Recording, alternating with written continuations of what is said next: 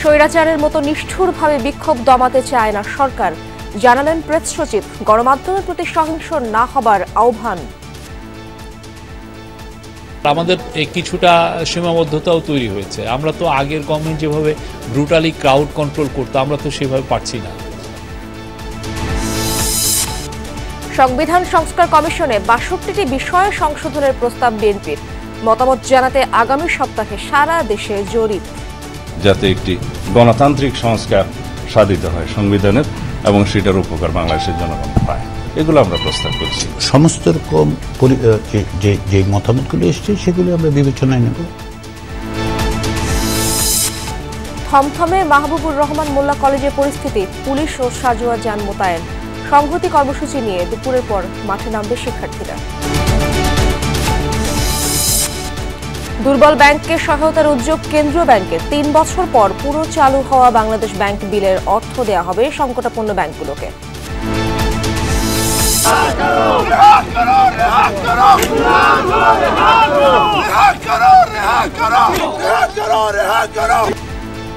কারাবন্দী ইমরান খানের মুক্তির দাবিতে অগ্নিগর্ভ পাকিস্তান। আটক ৪,০০০-এর বেশি পিটিআই কর্মী, নিহত নিরাপত্তা বাহিনীর ৬ সদস্য। স্বৈরাচারের মতো নিষ্ঠুরভাবে রায়ট কন্ট্রোল করতে চায় না অন্তর্বর্তী সরকার, এটি সবচেয়ে বড় সীমাবদ্ধতা। সকালে এমন মন্তব্য করলেন প্রধান উপদেষ্টার প্রেস সচিব শফিকুল আলম। রাজধানীতে একটি বেসরকারি বিশ্ববিদ্যালয়ের নেটওয়ার্কিং কনফারেন্স প্রধান অতিথি ছিলেন প্রেস সচিব। সেখানেই বলেন, কঠোরভাবে সংঘাত সহিংসতা নিয়ন্ত্রণ করতে গেলেই হচ্ছে সমালোচনা। বলা হচ্ছে বর্তমান সরকার বিগত প্রশাসনের মতোই আচরণ করছে। সামাজিক যোগাযোগ মাধ্যমে উঠছে নিন্দার ঝড়। জনগণের প্রত্যাশা পূরণ করা সরকারের জন্য একটি বড় চ্যালেঞ্জ, এমনটাই উল্লেখ করেন তিনি। বলেন, বিগত সরকার জনগণের কোনো কথা শোনেননি, তাই মানুষ চাইছে অন্তর্বর্তী সরকার সবার কথা শুনুক। ছাত্রদের সহিংসতার বিষয়টি নিয়েও তদন্ত হচ্ছে। কেউ নাশকতা ছড়ানোর ষড়যন্ত্র করছে কিনা সেটিও বের করার চেষ্টা চলছে। আমাদের কিছুটা সীমাবদ্ধতাও তৈরি হয়েছে। আমরা তো আগের গভর্নমেন্ট যেভাবে ব্রুটালি ক্রাউড কন্ট্রোল করতো, আমরা তো সেভাবে পারছি না। রায়ট কিভাবে কন্ট্রোল করতে হয়, এটার জন্য নতুন স্ট্যান্ডার্ড প্রোটোকলের কথা আমরা চিন্তা করছি, যাতে কেউকে আঘাত না করেই আমরা কিভাবে রায়টগুলোকে বা যারা রায়টিং করছেন তাদেরকে আমরা ডিসপার্স করতে পারি। সংবিধান সংস্কারে ৬২টি প্রস্তাব দিয়েছে বিএনপি, যার মধ্যে অন্যতম পরপর দুবারের বেশি প্রধানমন্ত্রী না হওয়া, উপপ্রধানমন্ত্রী, উপরাষ্ট্রপতি, সংসদে উচ্চকক্ষ এবং গণভোটের বিধান পুনরায় ফেরানো। আগামী সপ্তাহ থেকে এসব নিয়ে সারা দেশে জরিপ চালাবে সংবিধান সংস্কার কমিটি। সকালে বিএনপির স্থায়ী কমিটির সদস্য সালাউদ্দিন আহমেদের নেতৃত্বে সংস্কার কমিশনে যায় বিএনপির প্রতিনিধি দল। সেখানেই সংস্কারের তালিকা জমা দেন তারা। পরে সালাউদ্দিন আহমেদ সাংবাদিকদের জানান, সংবিধানের সূচনা থেকে তফসিল পর্যন্ত ৬২ জায়গায় সংশোধনী প্রস্তাব দেওয়া হয়েছে। এতে ব্যালেন্স অব পাওয়ারের কথাও বলা হয়েছে। বলেন, সংস্কার কমিটি সুপারিশ চূড়ান্ত করে সরকারকে দেবে, তারপর নির্বাচিত সরকারের এসব সংশোধনে কাজ শুরু করবে। পরে সংস্কার কমিশন প্রধান ডক্টর আলী রিয়াদ জানান, সংবিধান সংস্কার নিয়ে গ্রাম থেকে শহর, তরুণ থেকে বৃদ্ধ সবার মতামত নেওয়া হবে। সেই লক্ষ্যে আগামী সপ্তাহ থেকে জরিপ চালাবে কমিশন।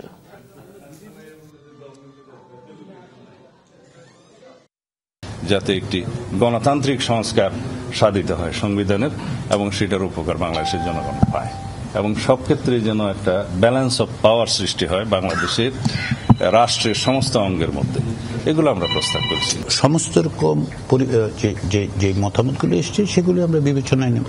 বিবেচনায় নিয়ে সেগুলির মাধ্যমে যেখানে যে ধরনের সুপারিশ করা দরকার, আমরা সেই সুপারিশগুলো উপস্থাপন।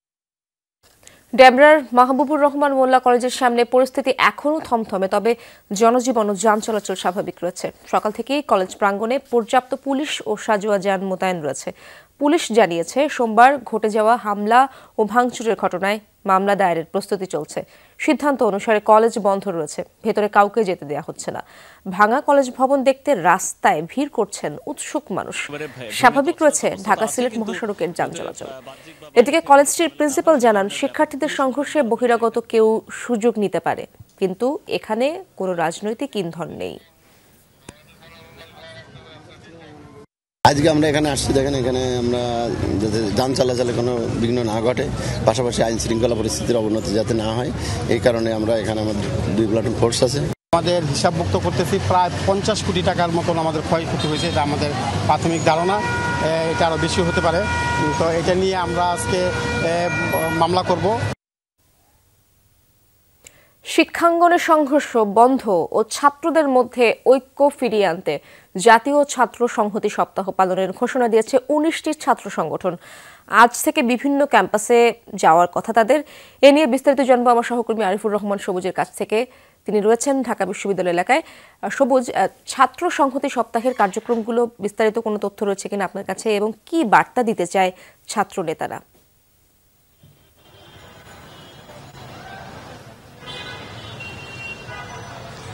ইসরাত, মূলত কালকের যে বৈঠকটি, সেই বৈঠকটি শেষ হতে হতে একেবারে মধ্যরাত হয়েছে। সে কারণে আজকের থেকে সংহতি সপ্তাহ যে শুরুর কথা, সেটি সকাল থেকে আসলে শুরু করা সম্ভব হয়নি বৈষম্য বিরোধী ছাত্র আন্দোলনের পক্ষ থেকে। তাদের যে মুখপাত্র উমামা ফাতেমা, তার সঙ্গে কথা হয়েছে। তিনি যেটি বলছেন যে প্রত্যেকটি শিক্ষা প্রতিষ্ঠানে তাদের প্রতিনিধি রয়েছে, তারা নিজেরাই কথা বলছেন, এবং আজকে হয়তো আরেক সমন্বয়ক আব্দুল হান্নান মাসুদ, তার সঙ্গেও কথা হলো। তিনি যেটি বলছেন যে বিকালের দিকে পলিটেকনিক যে কলেজ রয়েছে সেখানে তাদের যাওয়ার কথা রয়েছে একটি প্রতিনিধি দলের।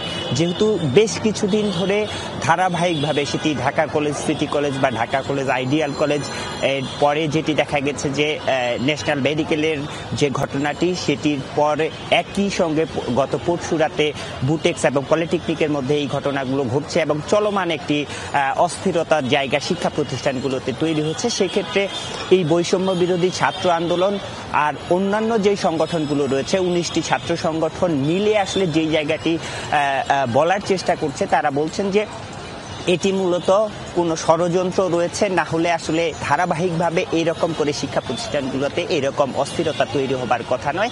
কারণ পরশুদিন যেই ন্যাশনাল মেডিকেলের ঘটনাটি, সেটিতে কিভাবে সোহরাওয়ার্দী বা ন্যাশনাল কবি নজরুল কলেজ যুক্ত হলো, সেটি নিয়েও তাদের প্রশ্ন রয়েছে। সেই কারণে তারা বলছেন যে কেউ এটি ষড়যন্ত্রের অংশ হিসাবে এই কাজটি করছে কিনা, সেই কারণে বলছেন যে বিভেদ তৈরির একটি চেষ্টা হচ্ছে। সেই বিভেদ যেন তৈরি না হয়, ঐক্যবদ্ধ করতে মূলত তাদের যে এই প্রয়াসটি, অর্থাৎ সংহতি সপ্তাহ, সেটি চলমান থাকবে। এবং এর পাশাপাশি শুধু যে সপ্তাহব্যাপী এই অর্থাৎ 19টি যে ছাত্র সংগঠন, বৈষম্য বিরোধী ছাত্র সংগঠনের সঙ্গে যে এই সংহতি সপ্তাহ পালন করছে, সেটি শুধু এই সপ্তাহে নয়, এই যে একটি জোট তৈরি হলো, এই জোটটি তাদের পরবর্তীতে যে কোনো ধরনের ষড়যন্ত্র বা অস্থিরতা মোকাবেলায় ছাত্র সংগঠনগুলো ঐক্যের ব্যানারে রাখতে কাজ করে যাবে।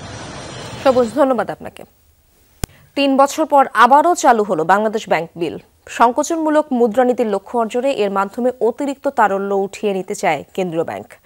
এই অর্থ দেওয়া হবে দুর্বল ব্যাংকগুলোকে। এ ধরনের উদ্যোগকে ইতিবাচক হিসেবে দেখছেন ব্যাংকার ও বিশ্লেষকরা। এটি সফল হলে মূল্যস্ফীতি নিয়ন্ত্রণে এবং দুর্বল ব্যাংকের তারল্য সংকটের সমাধান সহজ হবে বলেও মনে করেন তারা। লুটপাটের কারণে চরম তারল্য সংকটে বেশ কয়েকটি ব্যাংক। পট পরিবর্তনের পর বাংলাদেশ ব্যাংক এসব ব্যাংকের পর্ষদ পুনর্গঠন করেছে। তারল্য সংকট কাটাতে বিশেষ ব্যবস্থাই করা হচ্ছে অর্থ সরবরাহ। সবল ব্যাংক থেকে ঋণ নিতে গ্যারান্টি দিচ্ছে নিয়ন্ত্রক সংস্থা। যদিও এ উদ্যোগে খুব একটা সাড়া দিচ্ছে না সবল ব্যাংক, তাই সংকট উত্তরণে বিকল্প ভাবছে বাংলাদেশ ব্যাংক। এরই ধারাবাহিকতায় 3 বছর পর আবারও চালু করেছে বাংলাদেশ ব্যাংক বিল। মূল্যস্ফীতি নিয়ন্ত্রণ এবং মুদ্রানীতির লক্ষ্য অর্জনে এ বিলের মাধ্যমে বাজার থেকে অতিরিক্ত তারল্য উঠিয়ে নেওয়া হবে বলে জানিয়েছে বাংলাদেশ ব্যাংক। আমরা মনে করছি যে আমাদের মার্কেটে এখনো কিছু লিকুইড মানি রয়ে গেছে। আমরা এই বিবি বিল ইস্যু করার মাধ্যমে মার্কেট থেকে আরও কিছু লিকুইডিটি আমরা চাচ্ছি যে এটাকে উঠিয়ে নিব। এই লক্ষ্যে আসলে কাজ করা হচ্ছে, যেটা সংকোচনমূলক এই মুদ্রানীতির একটি টুলস হিসেবে ব্যবহৃত হবে। বাংলাদেশ ব্যাংক বিলের মাধ্যমে ওঠানো টাকা দেওয়া হবে তারল্য সংকটে থাকা ব্যাংকগুলোকে। এর মাধ্যমে সংকট সমাধান সহজ হবে বলে মনে করছেন ব্যাংকাররা। দ্বিধাদ্বন্দ্ব ছাড়াই সবল ব্যাংকগুলো এ উদ্যোগে সামিল হবে বলেও জানান তারা। আমরা সেন্ট্রাল ব্যাংকে রাজি আছি, সেন্ট্রাল ব্যাংকে সরাসরি দেয় তাহলে ভালো, কারণ সেন্ট্রাল ব্যাংক ওদের আর্থিক অবস্থা জানে আমাদের চেয়েও বেশি ভালো, এবং সেন্ট্রাল ব্যাংক কাছে ওদের দায়বদ্ধতা অনেক বেশি। অ্যাজ এগেনস্ট আমরা যদি দিতে যাই সরাসরি, আমাদের তো শুধু টাকাতে দিলাম কিন্তু আমাদের সাথে কিন্তু দায়বদ্ধতা নেই। তো এটা একদিকে ভালো হয়েছে, সেন্ট্রাল ব্যাংক দিচ্ছে, সেন্ট্রাল ব্যাংকের কাছে দায়বদ্ধ থাকবে। সবল ব্যাংক বলতে যা, তারা যদি সেন্ট্রাল ব্যাংকে গ্যারান্টি দিয়ে বিশ্বাস না করে তাহলে বিল বন্ড দিয়ে বিশ্বাস করতে হবে। কোনো না কোনোভাবে সেন্ট্রাল ব্যাংক তো দুই জায়গায় সেন্ট্রাল ব্যাংক গভর্নমেন্ট, তাই তো? তো পরিষ্কার হলো যে দুর্বল ব্যাংকের এখন উদ্দেশ্য হচ্ছে আমার টাকা পাওয়া, পরিমাণগত দিকটা কত এটা অ্যাসার্টেন করে একবারে সেই ব্যবস্থা করলে ব্যাংকগুলোর এই ক্রাইসিস হ্যান্ডেল করা সুবিধাজনক। সেই জন্যই আমরা ওয়েলকাম করি যদি রিজনেবলি হ্যান্ডসাম একটা অ্যামাউন্ট হয়। বিষয়টিকে ইতিবাচক হিসেবে দেখছেন বিশ্লেষকরাও। এটি কার্যকর হলে সবল ব্যাংকগুলোর আস্থাহীনতা দূর হবে। প্রয়োজন অনুযায়ী দুর্বল ব্যাংকগুলোকে অর্থ বরাদ্দ করতে পারবে বাংলাদেশ ব্যাংক। মার্কেটে সারপ্লাস সিকিউরিটি আমাকে দেবেন, তারা কিন্তু আমার প্রয়োজনের ব্যাপারটা বিবেচনা করে আমাকে টাকা দেবেন না। তাদের কাছে রেট বা অন্য বিষয়টা ইম্পর্টেন্ট। সুতরাং কতটুকু ফান্ড আমার প্রয়োজন সেটা অ্যাসেস করা, সেই অনুযায়ী ফান্ড অ্যালোকেট করা, সেই ব্যাপারটা ইন্ডিভিজুয়াল সাপ্লায়ার করবে না, সেন্ট্রাল ব্যাংকে করতে হবে। আর দ্বিতীয়ত হলো যারা সাপ্লাই করছেন তারা কনফিডেন্স পাবেন যে ঠিক আছে আমার টাকাটা তো আমি সরাসরি দিচ্ছি না, যাকেই দেন, কারণ কোনো না কোনোভাবে ইমপ্লিসিটলি এই এগ্রিমেন্টের পিছনে, অ্যারেঞ্জমেন্টের পিছনে দাঁড়িয়ে আছে কিন্তু সেন্ট্রাল ব্যাংক। বাংলাদেশ ব্যাংক বিলের প্রথম নিলামে 500 কোটি টাকা সংগ্রহ করেছে কেন্দ্রীয় bank. Alamgir Hossain, Jamuna news, Dhaka. Bangabandhu rail সেতুর উপর দিয়ে আজ পরীক্ষামূলকভাবে ট্রেন চলাচল শুরু হয়েছে। সকাল 9:50 একই সাথে সিরাজগঞ্জ প্রান্তের আপ এবং টাঙ্গাইল প্রান্তের ডাউন লাইন থেকে পরীক্ষামূলকভাবে চলাচল শুরু হয়। সেতুর প্রকল্প পরিচালক জানান 4.8 কিলোমিটার দৈর্ঘ্যের এই সেতুতে ঘন্টায় 10 কিলোমিটার গতিতে আপ ও ডাউন লাইনে শুরু হয়েছে টেস্ট রান। রেল সেতুটি নির্মাণে 16,780 কোটি টাকা ব্যয় করা হয়েছে, যা 2025 সালের জানুয়ারি থেকে বাণিজ্যিকভাবে রেল চলাচলের জন্য প্রস্তুত রয়েছে। কুমিল্লায় ট্রেনের ধাক্কায় ব্যাটারি চালিত অটোরিকশার 5 যাত্রী নিহত হয়েছে, আহত কমপক্ষে 3 জন। আহত ও প্রত্যক্ষদর্শীরা জানান সকাল 10টায় বুড়িচংয়ের কালিকাপুরে একটি অবৈধ লেভেল ক্রসিং পার হচ্ছিল ব্যাটারি চালিত অটোরিকশা। এ সময় চট্টগ্রাম থেকে ছেড়ে আসা চট্টলা এক্সপ্রেস ট্রেনটি অটোরিকশাকে সজোরে ধাক্কা দেয়। ট্রেনের ধাক্কায় ভেতরে থাকা 4 যাত্রী ঘটনাস্থলে প্রাণ হারান। ট্রেনের ধাক্কায় নিহতদের দেহ ছিন্ন বিচ্ছিন্ন হয়ে যায়। নিহতরা হলেন বুড়িচং উপজেলার বাকশিমুল গ্রামের রফিক মিয়া, লুৎফা বেগম, সানু মিয়া, সফরজান বেগম ও সাজু মিয়া। হাসপাতালে নেয়ার পথে আরও 1 যাত্রীর মৃত্যু হয়। আমার মার লোক আমার বোনের কাছে 12-13 বছরের। আরে আল্লাহ, আমার বোনের ছেলে তো, তাই আমার মা ভাইও নাই, বোনও নাই, বাপও নাই। প্রত্যেকটা মানুষের একটি কথা, এখানে একটা রেল ক্রসিং গেটের অবশ্যই দরকার। সে কোনো দিকে না থাকায় রেল লাইনের উপর তুলে দিচ্ছে গাড়িটা। যখনই তুলে দিচ্ছে তখনই একেবারে গাড়ির মুখোমুখি পড়ে গিয়ে ঘটনাস্থলে আমরা এখন এসে একটা লাশ পেয়েছি, একজন মহিলার লাশ পেয়েছি যা শনাক্ত হয়েছে। আর লোক মাধ্যমে আমরা জানতে পেরেছি আরও 5টা লাশ আছে যারা পার্শ্ববর্তী থানায় বাক্সিমুল এলাকায় তাদের বাড়িঘর। দর্শক, এই ব্যাপারে আরও জানার চেষ্টা করবো আমার সহকর্মী খোকন চৌধুরীর কাছ থেকে। খোকন, লেভেল ক্রসিংয়ে অটোরিকশা উঠে যাওয়ার কারণ কি হতে পারে এবং প্রত্যক্ষদর্শীরা কি বলছে?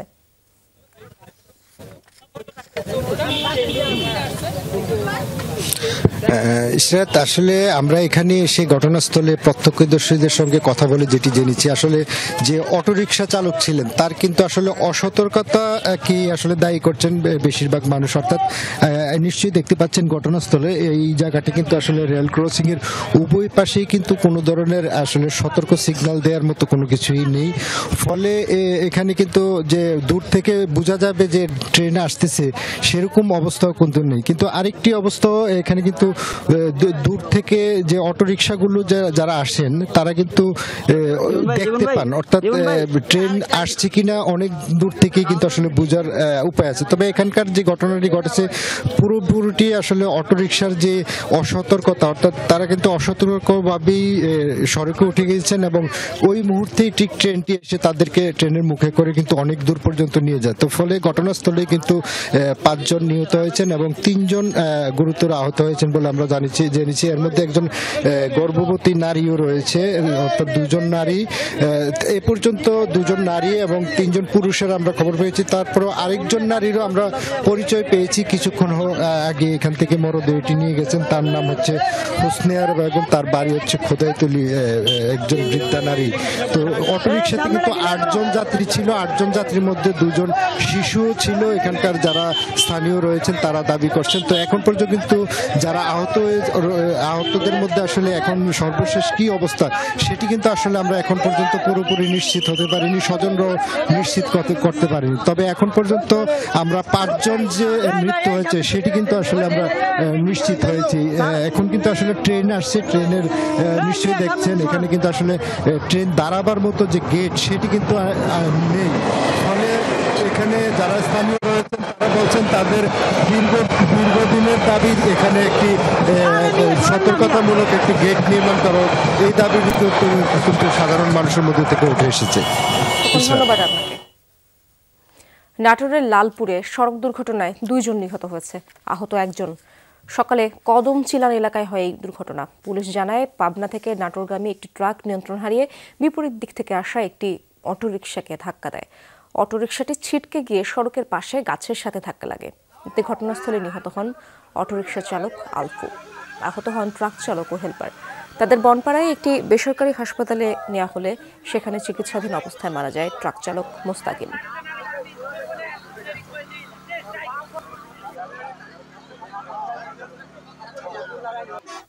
ম্যাক্রোগ্লোসিয়া নামের এক বিরল রোগে আক্রান্ত পিরোজপুরের নেছারাবাদ উপজেলার শিশু জুবায়ের আল মাহমুদ।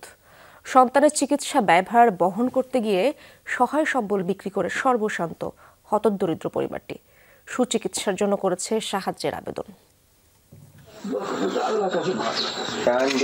পিরোজপুরের নেছারাবাদ উপজেলার সরসিনা এলাকার শিশু জুবায়ের আল মাহমুদ 5ম শ্রেণীতে পড়ুয়া এই শিক্ষার্থী জন্ম থেকেই বিরল এক রোগে আক্রান্ত।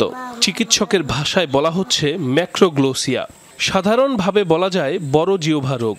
বয়স বাড়ার সাথে সাথে মারাত্মক রূপ ধারণ করেছে রোগটি। বর্তমানে মুখ থেকে 5.5 ইঞ্চি বাহিরে বেরিয়ে এসেছে জুবাইরের জিহ্বা। স্কুলে যাওয়া আসা সহ সমাজের সবকিছু থেকেই রোগকে আড়াল করতে রুমাল সাথে রাখতে হয় তাকে। অনেকে দেখি ভয় পায়, কিন্তু আমার চোখে যখনই পড়ে আমি খুব দুঃখ লাগে। ছেলেটা তো বাইরে স্বাভাবিকভাবে চলতে পারে না, ও তো স্কুলে পড়ে 5-এ, মাথা ব্রেনও ভালো, কিন্তু স্বাভাবিকভাবে বেরোইতে পারে না। জিহ্বা বড় হয়ে যাওয়ায় তরল খাবার ছাড়া কিছুই খেতে পারে না জুবায়ের। সহায় সম্বল বিক্রি করে ছেলেকে ভারতের ভেলোরে চিকিৎসা করিয়েছিলেন দিনমজুর বাবা। 3 বছর পর আবারও যাওয়ার কথা থাকলেও অর্থ সংকটে দেশেও চিকিৎসা চালাতে পারছে না দরিদ্র পরিবারটি। ব্যয় যোগাতে বিভিন্ন সরকারি দফতরেও ঘুরছেন বাবা আমিনুল ইসলাম। জিহ্বায় গোটা গোটা বিচি, ওই দিয়ে রক্ত পড়ে, মানে এমন কোনো দিন নেই ও রক্ত পড়ে না। রক্ত পড়লে ও খুব ক্লান্তই পড়ে। চাই ওর সুচিকিৎসাটা হোক, ও আর 5টা ছেলেমেয়ের মতন বাঁচুক। ভেলোরের ডাক্তাররাও বলছে যে 100 ভাগে 100 ভাগ ক্যান্সার হওয়ার সম্ভাবনা বেশি যদি এইরকম জিহ্বা বের হইয়া বাহিরে থাকে। যদি ওরা আপনারা একটু সহযোগিতা করেন বা সাহায্য করেন, এইটা দিয়ে যদি যাইতে আমরা পারি, তাহলে হয়তো বা দ্বিতীয়বার একটা চেষ্টা দিয়ে দেখবো যে বাচ্চার সত্যি রোগটা আমরা নির্মূল করতে পারছি কিনা। ম্যাক্রোগ্লোসিয়া রোগের চিকিৎসা বেশ ব্যয়বহুল। জেলা পর্যায়ে তা করাও সম্ভব নয় বলে জানান পিরোজপুরের এই শিশু রোগ বিশেষজ্ঞ। তার চিকিৎসাটা এখন মোটামুটি সার্জারি, রিকনস্ট্রাকটিভ সার্জারির পর্যায়ে চলে গেছে। এখন এই চিকিৎসা আসলে আমাদের মতো মফস্বলে সম্ভব নেই। সার্জিক্যাল রিকনস্ট্রাকটিভ যদি হয় সেক্ষেত্রে দেখা যেতে পারে 4-5 লাখ টাকাও লাগতে পারে। আবার যদি দেখা যাচ্ছে এখানে আমরা রেডিওথেরাপি যোগ করি, সেখানে আমাদের খরচের পরিমাণ আরো বেশি লাগতে পারে। জুবায়েরের সুচিকিৎসার জন্য সাহায্যের আবেদন জানিয়েছে শিশুটির পিতা Aminul Islam. Saif Ahmed, Jamuna news. GPH quantum B600TR বাংলাদেশের উচ্চ শক্তি সম্পন্ন একমাত্র রড। তরুণদের বুকে বুলেট নেয়ার বিনিময়ে আমরা নতুন বাংলাদেশ পেয়েছি। চিন্তা চেতনার ক্ষেত্রেও আনতে হবে নতুনত্ব, এমন মন্তব্য করলেন ভূমি উপদেষ্টা AF হাসান আরিফ। সকালে ভূমি ভবনে কর্মকর্তা কর্মচারীদের সম্মেলনে এসব কথা বলেন তিনি। একই সাথে প্রশ্ন রাখেন, গত 16 বছর সমস্যা ছিল, কিন্তু তা কেন সমাধান হয়নি? সমাজে ক্রিমিনাল অ্যাক্টিভিটিস হয়ে থাকে ভূমি বিরোধ, তবে কিভাবে ত্রুটি ছাড়া কাজ করা যায় তা খতিয়ে দেখার কথা বলেন উপদেষ্টা। একই সাথে জনগণের অধিকারকে প্রাধান্য দেওয়ার কথাও বলেন হাসান আরিফ। সরকার যদি 53 বছর ধরে মাস্টার প্ল্যান করত, তাহলে আবাসন নিয়ে আর ঝামেলা হতো না। এটি একটি জাতীয় সমস্যা। অন্তর্বর্তী সরকার থাকতেই সমস্যাগুলো ঠিক করে যাওয়ার আহ্বান জানান তিনি। বিভিন্ন কর্মকর্তা সহ ভূমি আমাদের এই অধিদপ্তরে মানুষ প্রতি পদে পদে জনাব মোহাম্মদ মিজানুর রহমান সভাপতি সেটেলমেন্ট বা জরিপ সংক্রান্ত কিন্তু বুঝি যে আপনাদের অধিকার আছে, সেটা যদি সুষ্ঠুভাবে সমাধান হয়, আন্তরিকতার সঙ্গে যদি বিষয়টা দেখা হয় যারা কর্মকর্তা আছেন, আমি বিশ্বাস করি যে আদালত পর্যন্ত দৌড়তে হবে না। চট্টগ্রামে জাতীয় পতাকা অবমাননার অভিযোগে রাষ্ট্রদ্রোহ মামলায় সম্মিলিত সনাতনী জাগরণ জোটের মুখপাত্র চিন্ময় কৃষ্ণ দাসকে কারাগারে পাঠানোর নির্দেশ দিয়েছেন আদালত। দুপুরে চট্টগ্রাম মেট্রোপলিটন ম্যাজিস্ট্রেট কাজী শরীফুল ইসলামের আদালত এই আদেশ দেন।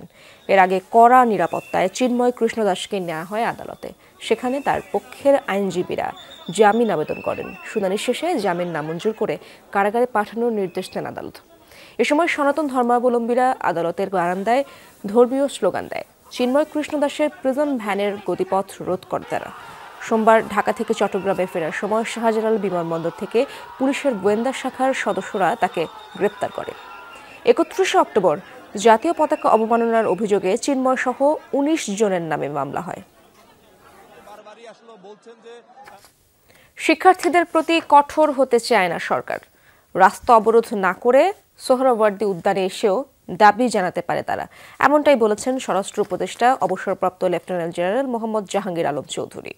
দুপুরে সুনামগঞ্জের ফসল রক্ষা বাঁধ নির্মাণের আগে হাওর পরিদর্শনে যান তিনি। বলেন, শিক্ষার্থীদের দাবি থাকলে আলাপ আলোচনার মাধ্যমে সমাধানের চেষ্টা করতে হবে। সরকার চায় শান্তিপূর্ণভাবে সমাধানে এগিয়ে আসুক ছাত্ররা। এ সময় তার সফর সঙ্গী ছিলেন পরিবেশ উপদেষ্টা সৈয়দা রিজওয়ানা হাসান। হাওরের ফসল রক্ষা বাঁধের কাজে অনিয়ম ও বিলম্ব যেন না হয় সে ব্যাপারে আগাম ব্যবস্থা নেবে সরকার। এর আগে দুজনে তাহিরপুরের মাটিয়া হাওরের বিভিন্ন এলাকা পরিদর্শন করেন। আমরা চাচ্ছি যে আলোচনার মাধ্যমে যদি সমস্যাটা সমাধান হয়, ওটা ভালো, শান্তিপূর্ণভাবে সমাধান। আমার এই ছেলে, আমার এই ভাই, আমি কার উপরে মানে কঠোর হব? অর্থায়ন বিষয়ক জলবায়ু সম্মেলনে কাঙ্ক্ষিত অর্থই মিলল না ক্ষতিগ্রস্ত দেশগুলোর জন্য। বিশেষ করে অভিযোজন খাতে চাহিদার তুলনায় মিলছে অর্ধেকেরও কম অর্থ। বিষয়টি নিয়ে হতাশা প্রকাশ করেছেন জলবায়ু অ্যাডাপ্টেশন ফান্ডের প্রধান। যমুনা টেলিভিশনকে দেয়া সাক্ষাৎকারে বলেন, এই খাতে অর্থায়ন বৃদ্ধি করা গেলে লাভবান হতে পারত বাংলাদেশের মতো দেশগুলো। আজারবাইজান থেকে আহমেদ রেজা জানাচ্ছেন বাকিটা। জলবায়ু অভিঘাত মোকাবেলায় খাপ খাইয়ে নেয়া বা অভিযোজন খাতে সক্ষমতা বৃদ্ধি বাংলাদেশের মতো ক্ষতিগ্রস্ত দেশগুলোর অন্যতম কার্যক্রম।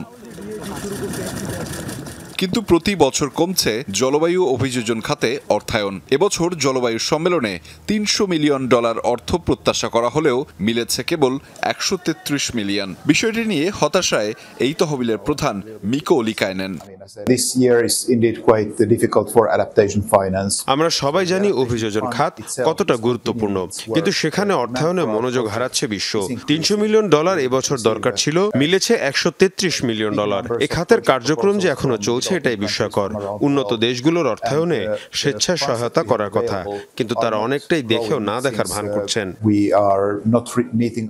আজারবাইজানের বাকুতে যমুনা টেলিভিশনকে দেয়া এক সাক্ষাৎকারে তহবিলের প্রধান জানান, এটা 1-2 দিনের চ্যালেঞ্জ নয়, কয়েক দশকের চ্যালেঞ্জ। তবুও সর্বোচ্চ চেষ্টা করা হচ্ছে ইতিবাচক ভবিষ্যৎ নিশ্চিতের, বিশেষ করে বাংলাদেশের মতো ক্ষতিগ্রস্ত দেশগুলোর জন্য।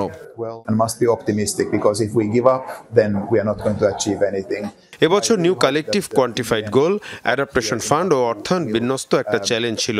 তবে আপনাকে মনে রাখতে হবে, এটা 1 বছরের চ্যালেঞ্জ নয়, কয়েক দশকের চ্যালেঞ্জ। আমরা ক্রমাগত চেষ্টা চালাচ্ছি একটা ইতিবাচক ভবিষ্যতের জন্য। বলটা এখন উন্নত দেশগুলোর কোর্টে। আমরা যদি ছেড়ে দিই তাহলে কিছুই পাবো না। সম্মেলনের সমঝোতায় বিভিন্ন দেশ ও রাষ্ট্রভিত্তিক সংস্থাগুলো বিভিন্ন রকমের দাবি তোলে। অভিযোজন খাতে আর্থিক ঘাটতির এই কথা জানা আছে উন্নত দেশগুলোর, তবুও বিষয়টি নিয়ে তারা গড়িমসি করছে। hundreds of billions or trillions that are being discussed. Our funding is grant-based funding. আমরা মিলিয়ন বিলিয়ন ডলার অর্থায়ন নিয়ে আলোচনা করতে পারি, কিন্তু আমি বলবো গ্রান্ট বেসড ফান্ড আরো বাড়ানো দরকার, বিশেষ করে বাংলাদেশের মতো ক্ষতিগ্রস্ত দেশগুলোর জন্য। Private sector investment. এখনো আশা ছাড়ছেন না মিকো, বলছেন হতাশা থাকতেই পারে, তবে আগামী সম্মেলনে ও উন্নয়নশীল দেশগুলোকে আরো অর্থ সহায়তা বাড়াবে বলেই প্রত্যাশা তার। You know, and a little bit depressing. I mean, I said I need to try and keep on being optimistic. Ahmed Reza, Jamuna news, Baku, Azerbaijan. কারাবন্দী ইমরান খানের মুক্তির দাবিতে উত্তাল পাকিস্তান। 144 ধারা ভঙ্গ করেই সাবেক প্রধানমন্ত্রীর স্ত্রী এবং পিটিআই নেতাদের নেতৃত্বে ইসলামাবাদের ডি চক অভিমুখে যাত্রা করছেন লাখো মানুষ। নিরাপত্তা বাহিনীর সাথে দফায় দফায় সংঘর্ষে রণক্ষেত্র বেশ কিছু এলাকা, প্রাণ গেছে নিরাপত্তা বাহিনীর 6 সদস্যের। পরিস্থিতি মোকাবেলায় রাজধানীতে মোতায়েন করা হয়েছে সেনাবাহিনী, আটক করা হয়েছে 4000-এরও বেশি পিটিআই সমর্থককে।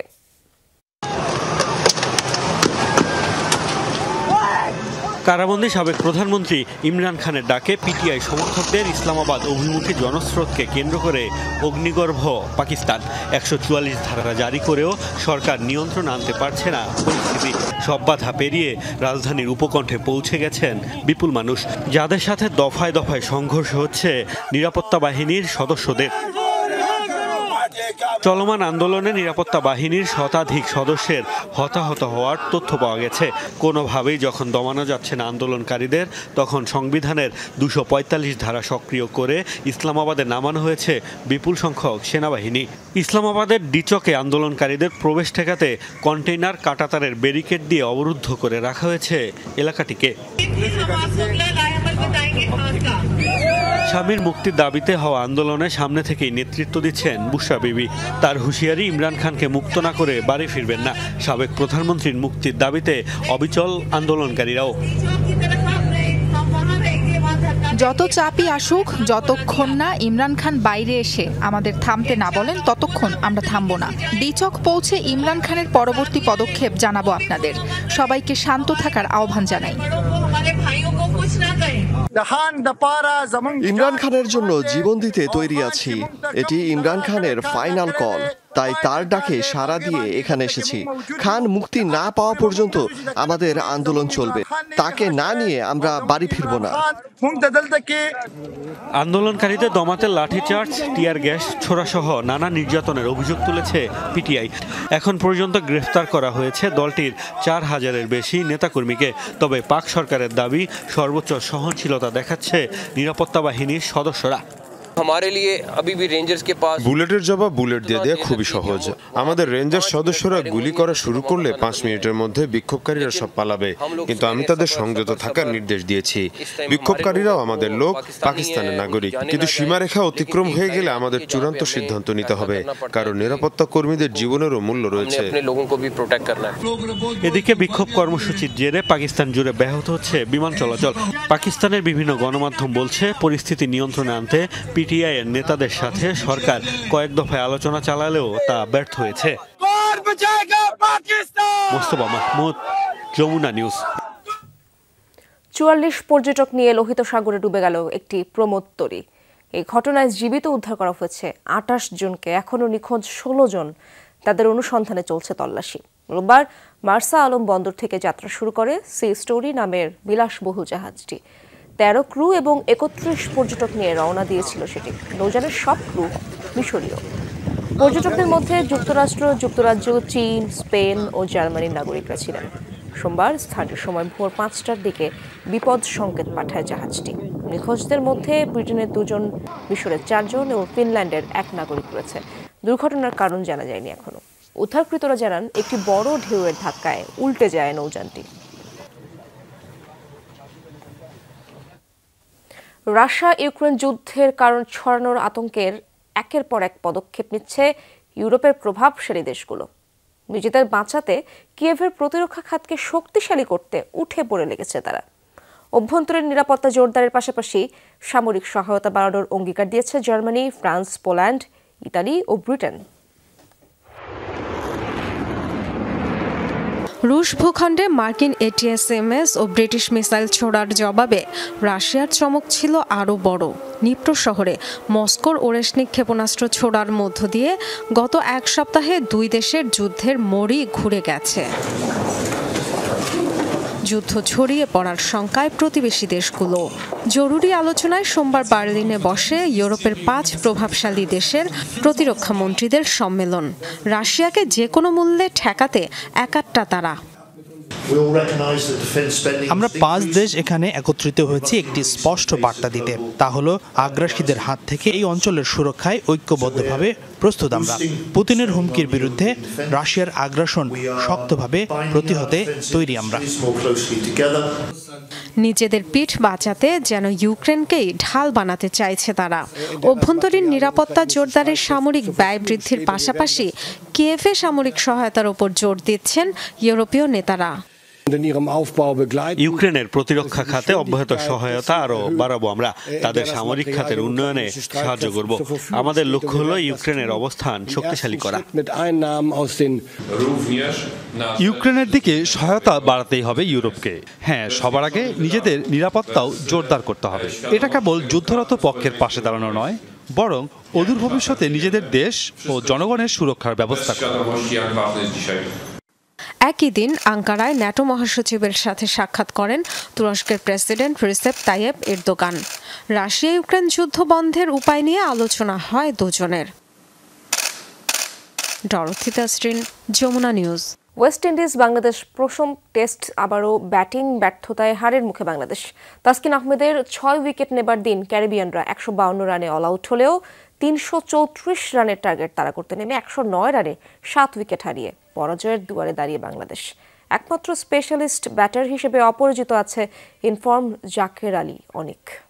দর্শক, দুপুরে বাংলাদেশের প্রথম ঘণ্টা থেকে বিদায় নিচ্ছি। পরের ঘণ্টার খবর নিয়ে ফিরবেন সহকর্মী শাওন দত্ত। সাথেই থাকুন।